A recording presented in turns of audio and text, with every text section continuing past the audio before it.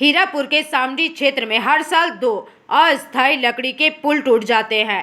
एक दामोदर पर केशकवारी फेरी घाट और दूसरा ईश्वरदा फेरी घाट। पूरे साल में अस्थायी ब्रिज से लोगों का आवागमन होता है, लेकिन हर साल बारिश के मौसम में ये दोनों अस्थायी ब्रिज टूटकर गिर जाते हैं, जिससे लोगों को भारी परेशानियों का सामना करना पड़ता है। इस साल भी ये दोनों अस्थायी पुल ध्वस्त हो गए हैं, जिससे लोगों को दामोदर नदी पार करने में काफ़ी परेशानी हो रही है। हमने जब इन दो फेरी घाट पर मौजूद और कुछ लोगों से बात की तो इस बारे में उनका क्या कहना है, आइए सुनते हैं। কাঠের ব্রিজ দিয়ে পরে তো আপনারা তো পারাপার করেন, কি অসুবিধা হয়েছে এখন আপনাদের? আমাদের এই যে বান বাড়িছে, বানে ব্রিজ ভেঙে গেল। এটা কখন হয়েছে? এই তো কালকে। তো এখন এই যে আপনারা যে যাওয়া আসা করছেন, তো কিসের মধ্যে যাওয়া আসা করছেন? এখন বন্ধ আছে। বন্ধ? এখন নিজের কাজ হচ্ছে, পাড়া ছাড়া ছাড়েছে ব্রিজের। পাটা ছাড়া তো এই যে এখন দেখা যাচ্ছে যে নৌকা পারাপার করছে, তো নৌকার মধ্যে কি আপনাদের কি যাওয়া আসা হচ্ছে? না, ওর নিজের কাজ নিজে। তো এখন কতটা অসুবিধার মধ্যে পড়তে হয়েছে? এখন ভালোই পড়ছে অসুবিধা।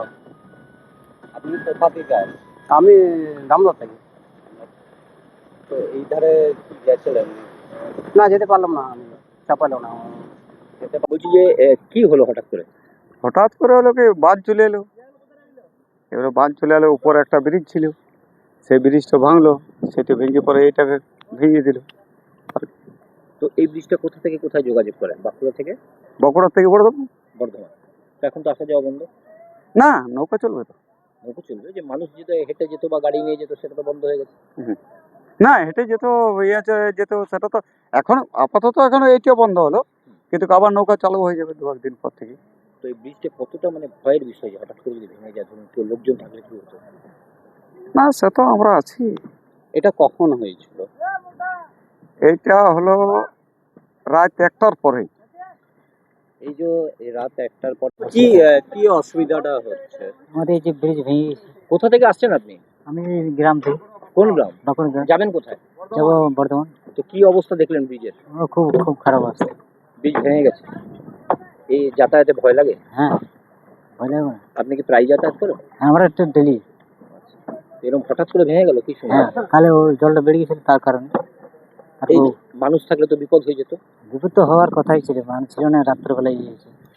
এই যে এখন যে আপনারা এইটা এত সুবিধা হতো যাওয়া আসা, এখন আপনারা যদি আবার রিটার্ন যান, কতটা ঘুরে যেতে হবে? বহুত বসে অনেক। সঞ্জয়। आसनसोल से बिजू मंडल की रिपोर्ट, PVTV न्यूज।